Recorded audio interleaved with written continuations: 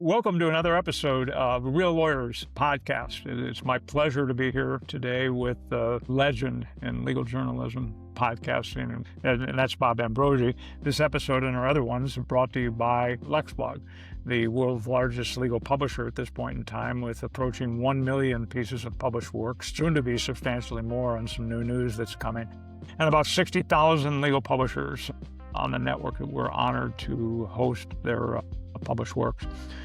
If I was David Letterman doing a show, I would probably be introducing this gentleman on my show that this person needs no introduction, but I'll do it anyway.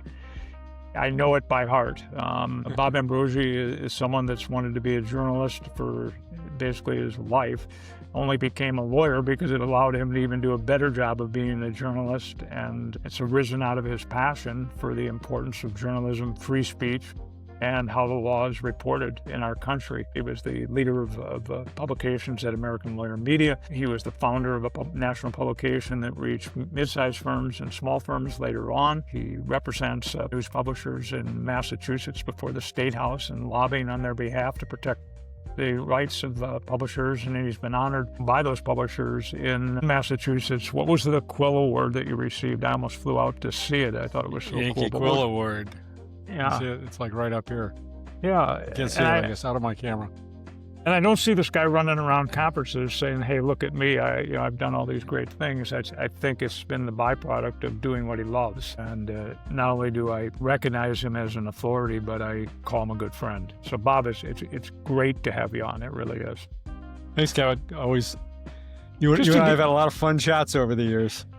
I don't know when we first met, probably at a conference. I do remember, though, the first time talking to you, I called you, and I thought I was speaking to a god. I was trying to find out what this legal blogging thing was, and I don't know if you remember it, but you're trying to subdue me. Hey, I'm not a big deal.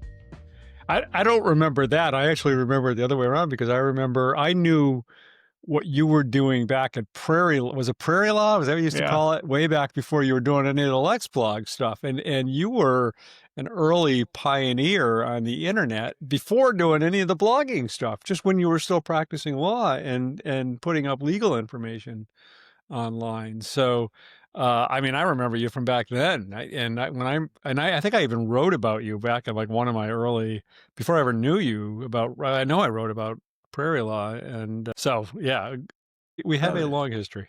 The whole concept seemed obvious to me, that lawyers were looking for work, and why wouldn't they just share what they know, and consumers would trust them more? Right. Whether you did it on AOL message boards, which I was running, or at Prairie Law on the message boards, or at lawyers.com after LexisNexis had bought Prairie Law, blogs were just more of the same. Yeah. I think it was Dennis Kennedy, and you may have told other people too, hey, O'Keefe's not a kook. He's been around doing this stuff since like 96 or something. It didn't just happen last year. I wanted to talk to you about a couple things. One is ClioCon that is coming up. You've been at ClioCon since its start, right? Been to everyone. When you heard, and somehow... You too, right? Yeah. But somehow when we think of Clio, because it's got its deep values that it has in an organization, and it's all about people, we think of Jack Newton. That's probably, most people don't look at this multi-billion-dollar company and say, oh, that's Jack Newton. What did you think of when you heard that Jack was going to start this conference? Because that's what I was thinking. Jack starting a conference in Chicago? Really? What did you think? I don't know that I don't remember that I remember what I think. I think what I do remember is really not knowing what to expect. What I remember about the first ClioCon is less what I thought before and more what I thought when I got there, because I know that you and I agree on this, because we've talked about it, which was that it was unlike any conference we had ever been to up until that point. And we've both done our share of conferences, but it had a whole different energy to it. And what drove that energy in part, it was a small, the first year was like, 200 people or something, I think, compared to, I forget what it's going to be this year, but it's huge. But the people who were there were, they were in fact practicing lawyers in small firms. They weren't all vendors or consultants or something else. And B, they were all there because they were really passionate about improving their law practices, improving the service that they deliver to their clients, and figuring out how to use technology to do all that. So it was just a whole thing like we hadn't experienced before. It was a lot of fun, too. I mean, It was a lot of fun. I came to know very quickly that Jack would take care of us from the standpoint, you'll have fun. Your beer will be bought for you. You will have food. Yeah. You will Now, meet a what's lot of funny is, people with energy. you know, we Go were ahead. just at this Kaleidoscope conference that 8 a.m., the former MyCase, LawPay, AffiniPay company just rebranded as 8 a.m. and they put on this Kaleidoscope conference, and I wrote a review of it in which I kind of compared the vibe to that Yeah. first ClioCon. And my wife read that review and she said, "What the heck? Are you crazy?" She said, "You're comparing their conference to their biggest competitor? You Yeah. want to piss them off?" And I said, "I considered it a compliment. Yeah. I thought I was saying something nice." And the funny thing is, in preparing that article about Kaleidoscope, I linked back to some of my Clio articles where I actually quoted you. I had a quote from you talking about how, you know, this was Clio. Here it is. Clio soared over other conferences. We may be seeing the beginning of a huge legal conference a la Salesforce's Dreamforce. That was you writing in, I don't know, what, 2013 or something like that, 2014. Yeah. So, yeah, I you know, it was a very different kind of conference. Of course, it's grown enormous this year, and it'll be a much different thing, but still a good conference. People may not fully understand about you. You're a journalist and a commentator and a real journalist. So you say what you think. When I even asked you when we were at 8 a.m. conference, Rob, or Bob, what do you think? And it seems so small. I expected it to be 2,000 people or something. You go, and you said, why did you expect it to be 2,000 people? It's their first conference. How many people were at Clio's first conference? Oh, really? Okay. You know, maybe I won't be around for their 18th or whatever. Yeah. I don't know. At the same time, you know, I can remember walking out of the conference in Nashville. I think we were in Nashville. You know, you certainly commented about you didn't like the facilities, and you went on to Right, that explain place. why and all these things, and you didn't like why they had this silly event, and then we had to stand in line for food in front of this other place. And I mean, I'm reading the review of the 8 a.m. conference, and I'm hearing, and I was a little bit white. I had nothing to eat that night because I'm sitting there thinking, what do they want me to do? Eat these ribs? I don't want to eat ribs. I'm looking for real food. What do? I read Bob Ambrogi's review of 8 a.m. and he's going, one thing they're really short on is healthy food. Well, When you cover a I don't eat conference, meat. What can I yeah, say? I know it, and I try not to eat any either. When you go to cover a conference, what's your goal? Because you're invited. You're the press.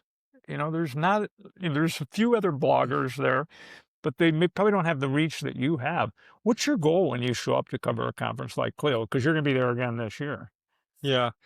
You know, I mean, number one, probably, I mean, given what I do, number one, my goal is to cover any new product announcements and product updates and that sort of thing. You know, I mean, I probably don't have to go to the conference to do that because they would send me the press releases, whatever. Obviously, my goal is also just to have an opportunity to talk to people and mingle with people, you know, get to meet new people, get to see people. What I really like about going there's been this, you know, growing number of these like kaleidoscopes, the user conferences, customer conferences, like what Clio does. Just last week, I went to another first time conference. Company Case Status had a conference in Charleston, South Carolina. First time conference, fewer than 200 people there. I haven't had a chance to write up the conference yet, which I really want to do. But for me, actually, one of the big benefits of going to those kinds of conferences is talking to customers of these companies, because sitting here in my office on Zoom or Riverside or whatever it might be, you know, I talk to the PR people, I talk to the marketing people, I talk to the CEO and the chief product officer and whatever, and I get their side on products. But they're going to tell you, you know, they're going to control the message. They're going to tell you what they want to tell you. Right. And I don't often, companies have become much more reluctant to allow me to test products than they used to be. They used to be much looser with kind of giving me a license or, you know, whatever, so I could go in and use something. So when you go to a customer conference and you can kind of sit down with people who actually use it day in and day out in their law practice and say, what's this, what do you think? What do you like about it? What do you not like about it? You really get some perspective on these products. I mean, again, the When one I went to last week, Case Status, was really interesting just because these people are they're like in the early days of Clio. These people are like religiously in love with this product, or at least the ones that go to the conference. Of course, that's a self-selecting group, but several of the lawyers were there like, I'm a Case Status firm, and yeah, if my clients don't want to get on the Case Status platform, then I'm not taking them as a client. I mean, that's pretty dramatic. yeah. What have you learned about Clio, Jack? Its people, its vision, its passion, its customers, in the time that you've been going to this conference? What has it done for you along those lines? Well, I think you're the real lawyers guy, but Jack is also the real thing, and I think a big part of their success early on. I don't want to diminish all the wonderful people that work at Clio in any way, but the fact that Jack has always been a real and authentic person who cares about his users, cares about his customers, who cares about the legal community at large, and who shows that by showing up at events and doing things for bar associations and serving as a mentor and advisor to other companies. That's not always the case to some of these CEOs in the legal tech space or in other spaces. He really he's the real deal, and I think that's something that has come to kind of define that company. I think the people there tend to be really authentic, caring people who are actually passionate about what they do. And, what's Clio's motto is about changing the legal system for all or whatever. It's Right. something like that. I forget what it Right. is.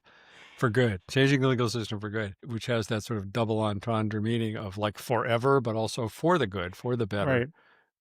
And it's, I truly believe they are all passionate about that and committed to that. And they've gotten huge, but they maintain that. What does that mean when you come to a conference where Jack is kicking it off and speaking? And I'll acknowledge that Jack's speaking skills and his ability to command an audience have gone up like this since the first one. I mean, how does he impact the conference, with that personality that you just described and that passion? Well, it's definitely there's a little bit of the cult of personality there, right? Yeah. He's a little bit of the Steve Jobs of legal tech, but he does have a remarkable knack for delivering messages that touch home with the people in the audience. I mean, again, you and I have sat through any number of his keynotes, and people are cheering and whooping, and people get into it when he's giving a keynote, and so he really does deliver on that. Now, it's been a couple of years, he's gone a little long. He gets a little carried away with it, but that's okay. He covers a lot of ground, and they're substantive, but they're substantive as well as visionary. I mean, he lays out both the kind of the product news and what's happening with the company, but also his vision of what this means for his customer base and for the legal community in a larger way, and for people beyond the legal community, people who are served by the legal community. So he's obviously a key part of it. It's remarkable, probably in some ways, that this guy who started, him and Ryan, two guys who started this company out of their garage or whatever it was, or basement, high school friends, right? That he's still in charge. I mean, that this is now I don't even know what their current valuation is. I've lost track of where they are, but here's this now huge international company. In a lot of other cases, the investors might have said, maybe time for you to step aside and let Right. somebody who knows how to run a business get in this role. And clearly, Jack knows how to run a business as well as everything else. Yeah, somebody asked me about him within this week, and I said he's brilliant. And if he didn't do Clio, talking to him and his wife Tanya over dinner, but this was about 10 years ago, he was going to go to University of Toronto and get his master's in machine learning.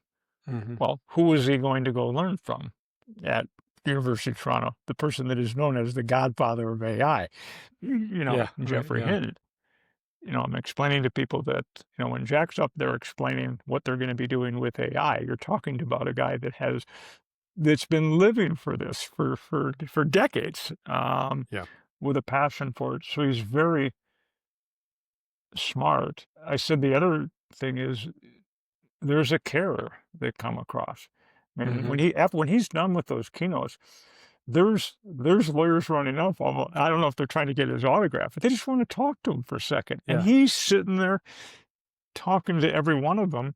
He Yeah. needs this. He needs this. He needs to have a senior support person, which he does. An officer in the company make sure that they get Jack onto the next thing because he'll be there all day to talk to people. I don't know if Yeah. you observe that same type of thing. Well, all the time, and I can't tell you how many times I'll get an email or I'll be on a phone call with some guy who's just starting out in legal tech, just started a company. It might be him and a developer or something, or her and a developer, and I'll get an email or something saying, "You don't happen to know Jack Newton, do you? Or have any? Could you give me an introduction to Jack Newton?" And I'm always reluctant to do that without asking the person first, because I don't want to put him in a bad situation. But every time that's ever happened, I'll always email Jack and say, this person reached out and would love to chat with you. And Jack's always like, of course. No, Right. no hesitation, no reluctance. And they end up chatting. And I know that in some cases, those chats have led to, something more, so, in terms of a relationship or continuing conversations. So yeah, he's just very open in that regard. And when they agreed to acquire VLEX, and everybody was talking about it. I mean, you do a great job covering legal stories because often you get the first crack at them because people know that people read you so much. And being a journalist, as you said, I would like the first crack at any story. I didn't know what to say. And then what I realized was it was the people that were coming together. Some people that I valued having friendships with, and Ed Walters and Phil and Jack. And sometimes when I think of Jack, I think of his wife Tanya because I think of them as a couple. Hmm. Jack started this company coding with a baby on his shoulder, Hmm.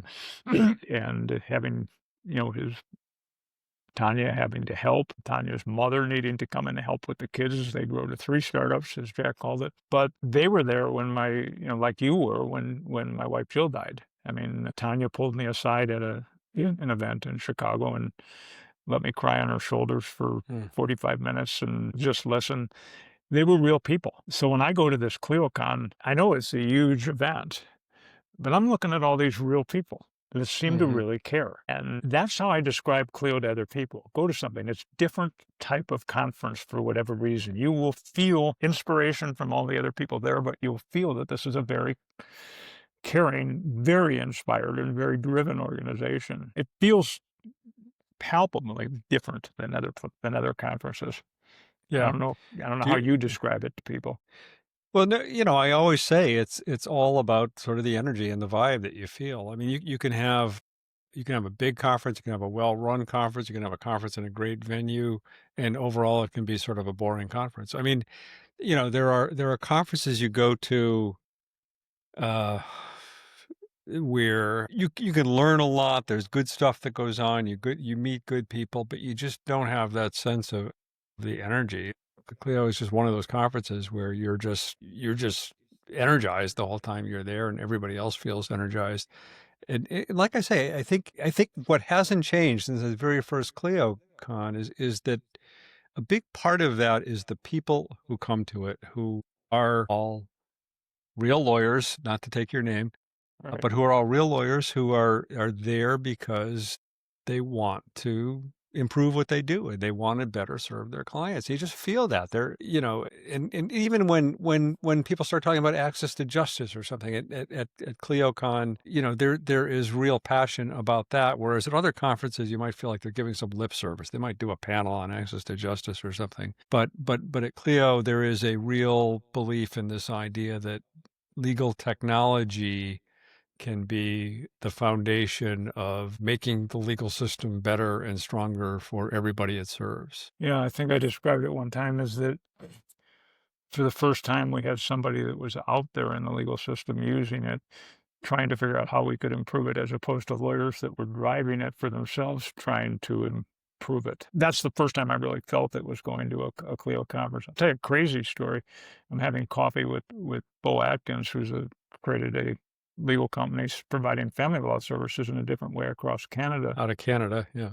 Yeah, and started talking about the conference, and I said, "You going again?" And I said, "I'm going to be talking to Bob Ambrogi about why people go to ClioCon and what they get out of it. I don't have a camera here today to record it or whatever, but what would you say?" And he goes, "Well, I can only go back to the first time that I went, and it was like 2018 or 2019." And he goes, "I was totally disenchanted with the law at that time. First I'm working for a firm and I had to get out and I'm with the partners and it's doing things all the traditional way of, tension between the partners and how you bill and all this stuff. So I decided to quit," he said, "and I'm communicating, and I think I traveled to Mexico because I'm going to buy some type of fried chicken franchise. It's out of Mexico City or something, and I'm going to locate it in, where's he live, Saskatchewan?" And he goes, and then I go, and I'm thinking, okay, where's this story go? He goes, and I go to a ClioCon conference, and he's describing, being at the event and everything. And I'm thinking he's going to have heard something in the conference. He's going to be in a session. And he goes, we were at a place, he goes, where we were touring ships, like battleships or submarines. So I don't know if it was San Diego we were at or where it was that we were at that time.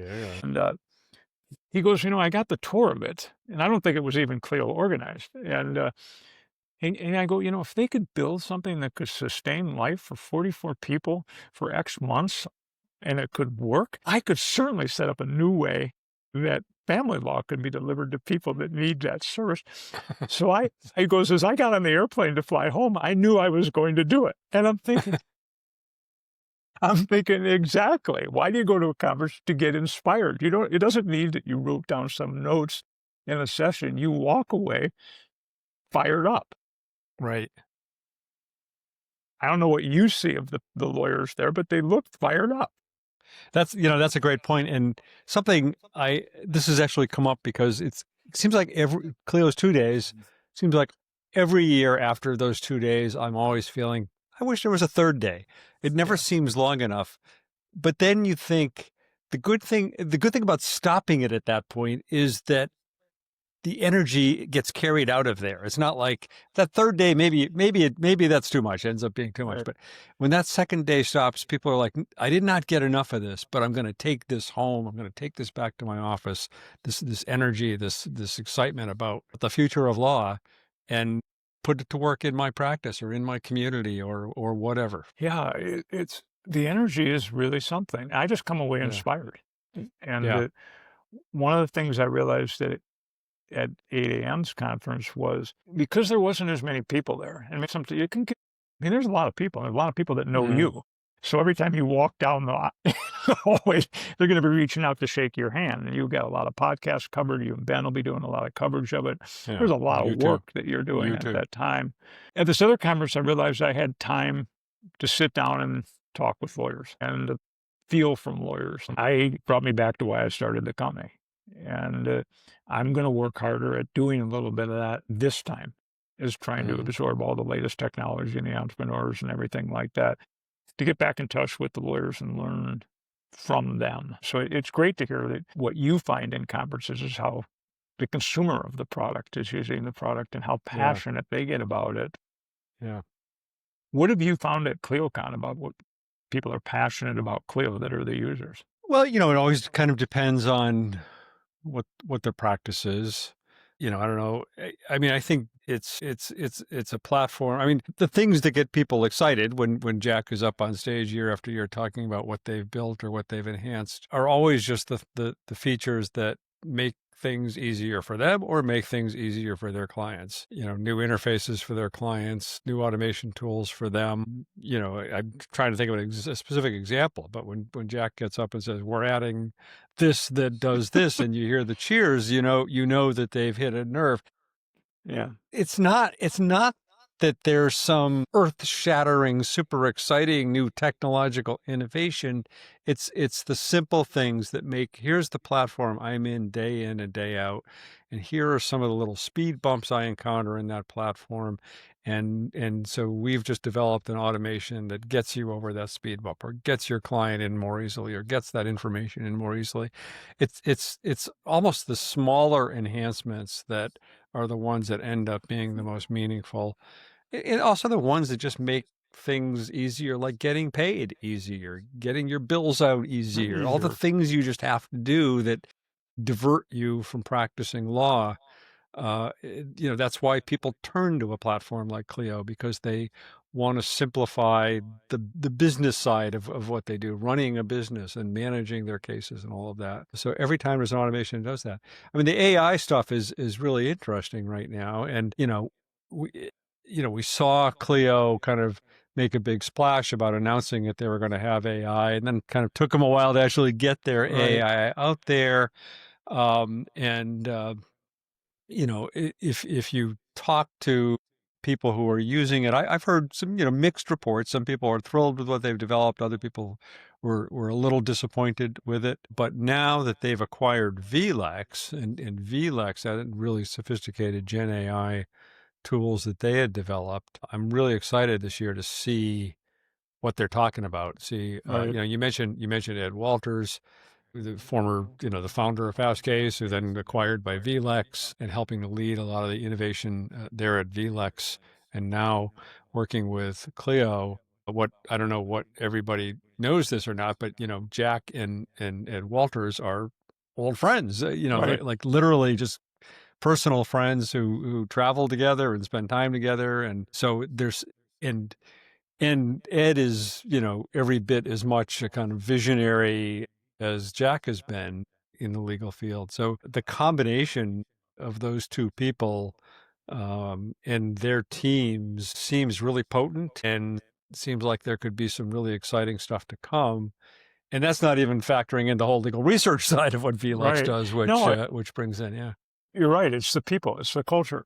I mean, yeah, and when did you think that you and I would know these people as personal friends? Like, I mean, none of us ever, neither of us ever sat down and said, "Oh, we like to sit down with the people that run LexisNexis. They're our good friends. We know them and how they built the company," or Walters Kluwer, or yeah, Bloomberg. These are your average people that we watch yeah, start companies that created this thing that's a force of nature today. That if I had to yeah, bet on these people, I would bet on them, over anybody. I mean, heck, yeah, I think I got 4 people that asked me within the week after VLEX when I was going to get acquired by, by Clio. And it wasn't because of anything we're doing. It was because I was friends with Jack and Ed, with the, yeah. that type of thing. What's your most memorable, funny moment at Clio? You've been there. It's a lot of time. It's probably, when you're thinking about it, it's like 35 or 40 days, of your life. Do you remember anything? I Because I can don't know that remember. yeah, I'll start. I mean, okay. the funniest thing that I can remember, and I don't know how many years it was into it. It probably was 6 or 7 years into it or something. I don't know where we were. And I wasn't as much older than some of the lawyers that attended now, where I'm a little bit older than them now, and I'm older now, obviously. But you were a rock star, and I was somewhat of a rock star. And so we're Yeah, sitting in the bar trying to talk to each other to have a beer. One, it was so loud sometimes you can hardly hear her.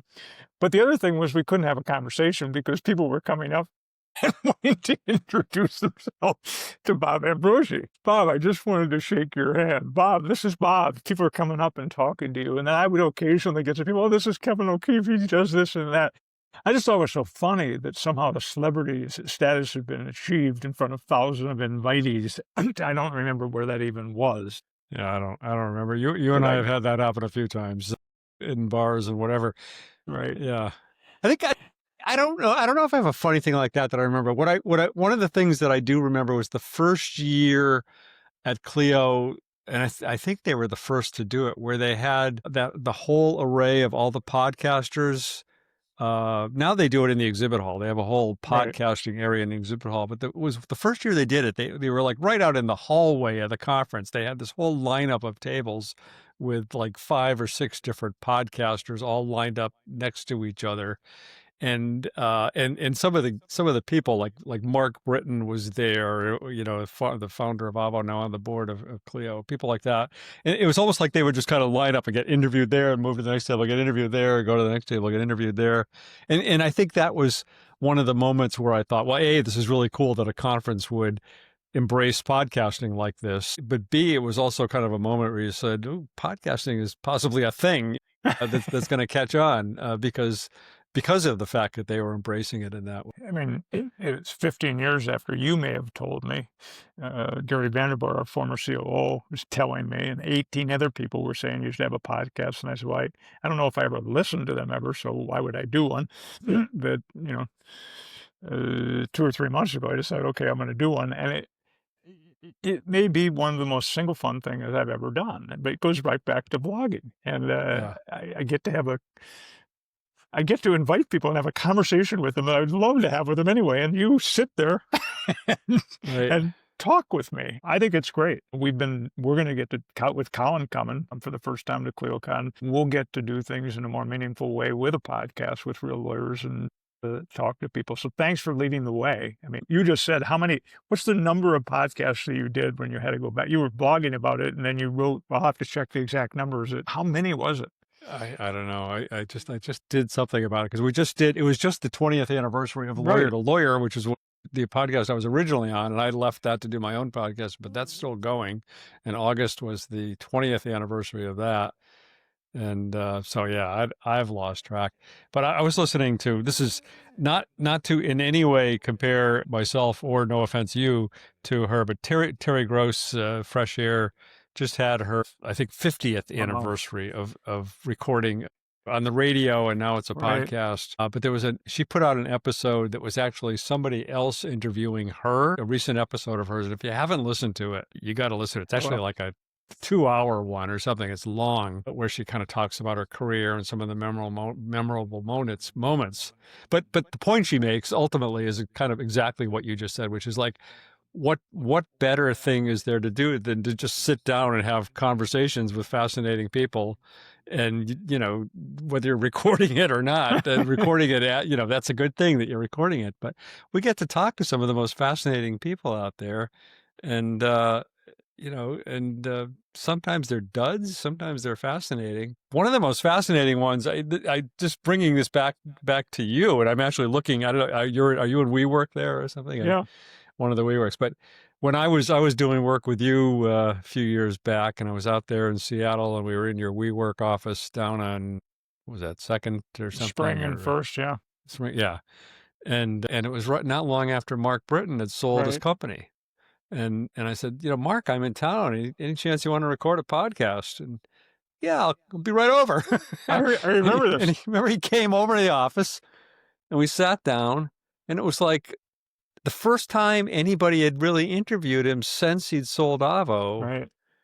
And he wasn't happy about what had happened to Avo. Right. And he made that very clear in that podcast. And I just remember sitting there, face to face with him as he's kind of pouring some stuff out a little bit about his feelings about all that, and about the legal profession, going after Avo, and regulatory authorities going after Avo.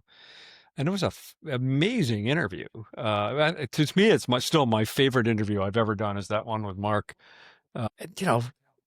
Just spontaneous, just off the cuff, and suddenly you're sitting down having this conversation with somebody, and it's really a magical experience. It's quite an honor to be able to do it.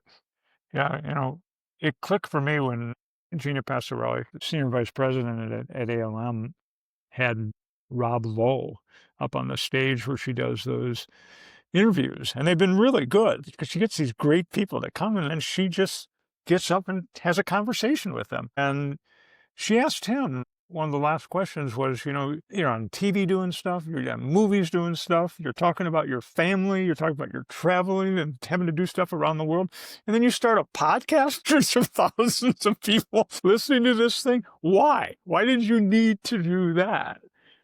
And it didn't take him long, but he said he would see people on TV or he would hear podcasts, And they got to sit down with people and ask them the questions they wanted. And they weren't the questions that I wanted to hear from the people. So I decided that I could have conversations with people I wanted to talk to and talk to them about the things I wanted to learn. And I'm sitting in the audience, I'm going, I can do this. That's enough of a reason. So it's great to sit here with you today and ask. One last question for you. You and Ben have been working together on LawSites, your son, and Law Next and everything. What have you guys been working on, and what's next for the company? I mean, you're a media company, you're a data company, you bring life to the law in every which way. Nobody does anything without wanting to talk to you guys or get coverage or look at the resources you have on your site for evaluating legal technology companies.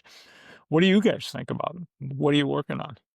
Well, one thing you would know is that I get the great pleasure of being able to actually work with my son, which is a lot of fun. You've worked with a couple of your sons, including one at the present moment who's sitting here off cam. Colin, hi. Ben has helped me, think more about how to turn this into more of an actual media company as opposed to me on my podcast and me on my blog and not making a whole lot of money at it. So, we've been able to monetize more aspects of it, mostly through advertising. We still have not wanted to have any kind of a paywall. We don't want a subscription wall or anything like that. So mostly through advertising arrangements.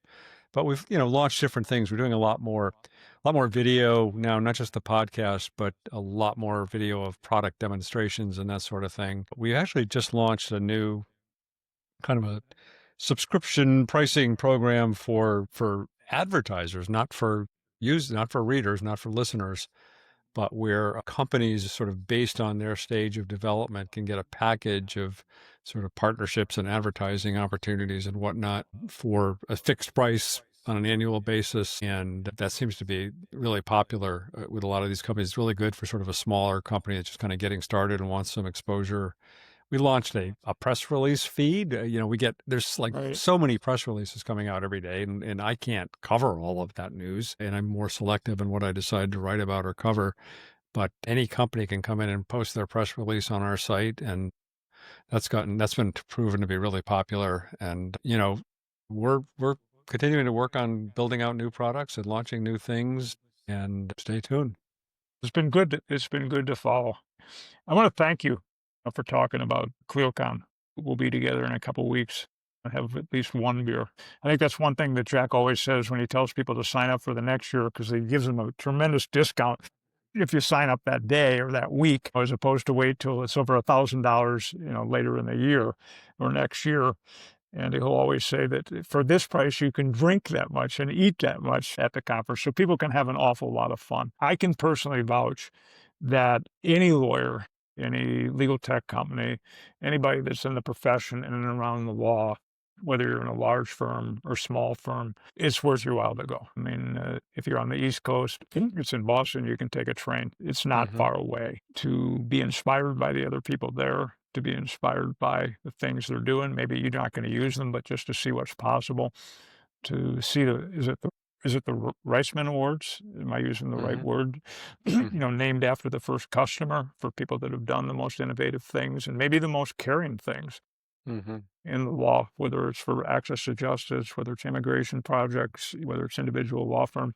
It's an incredible experience. So I'm giving my advertising for it. I won't shy away from that. I don't think you'll regret going. So I don't know if you would say the same thing. And I'm not asking you to do an ad for Clio, but I feel I feel strongly about it.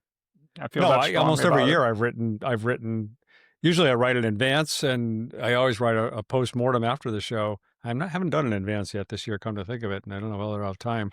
But but no, to me, there are very few must-attend conferences in legal tech. And if I had to say to a smaller, mid-sized firm lawyer, is there one conference you really need to be at every year? This is probably the one I would say. This also ABA Tech Show, probably.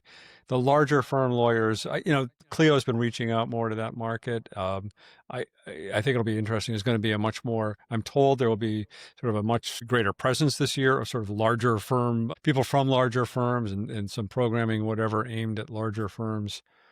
As always, I hope that doesn't dilute the core. that's been Clio's customer base and user base ever since day one. But yeah, I'm a long-winded answer of saying I 100% agree with you. It's the reason I would almost say for a large law, there's a few disgruntled lawyers in large firms. There's a few lawyers that have lost their jobs working for the federal government. If I'm listening to Carolyn Oliphant, she thinks that there's a way out, and it's the use of the internet and it's the use of technology products that you can actually run a niche practice and do it. And if you're feeling frustrated in a large firm, if you're feeling out of the job, basically because you've been developed incredible niche expertise at the federal government level and agencies, you can still run a practice.